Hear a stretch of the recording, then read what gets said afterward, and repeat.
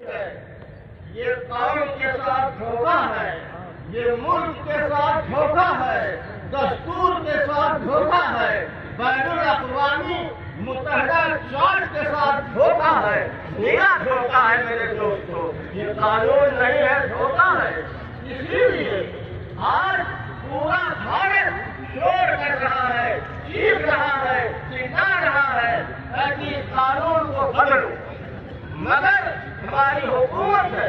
اس کے وہ سننے کے لیے تیار نہیں ہے۔ کان کھول کر کے سن لینا چاہیے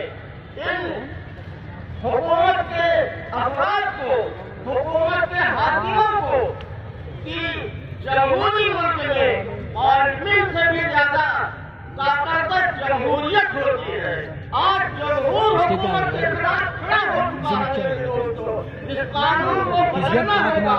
آج نہیں تو کل بدلنا ہوگا۔ جب تک یہ قانون بدلنے کا نہیں، ہم اپنی احتجاج کو جاری رکھیں گے اور امید رکھتے ہیں کہ یہ احتجاج ہوگا امن اور سکون کے ساتھ ہوگا، وقار کے ساتھ ہوگا، متانت کے ساتھ ہوگا، اور پوری قوم اس وقت کھڑی ہے، پورے ملک میں کھڑی ہوئی ہے، اس میں کوئی تکلیف نہیں ہے۔ یہ ہندو کا احتجاج ہے، یہ عیسائی کا احتجاج ہے، یہ پارسی کا احتجاج ہے، یہ دلت کا احتجاج ہے، یہ مسلمانوں کا بھی احتجاج ہے، صرف مسلمانوں کا احتجاج نہیں ہے، پوری قوم کا احتجاج ہے۔ اس کو سننا پڑے گا، آج نہیں تو کل سننا پڑے گا میرے دوستوں۔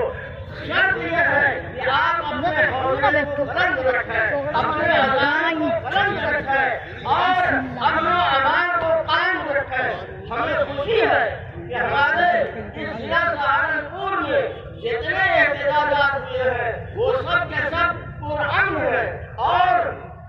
پولیس نے بھی ساتھ دیا ہے، عوام نے پولیس کا ساتھ دیا، پولیس نے عوام کا ساتھ دیا۔ ہم سمجھتے ہیں کہ انتظامیہ اور عوام کا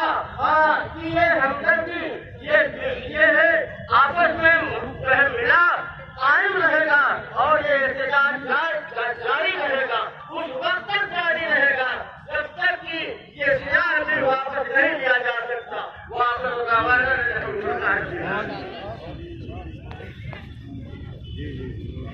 کام ہے بیٹھے آگے بھائی نے کہا تھا کہ پینٹ اور پیجامہ خراب ہونے سے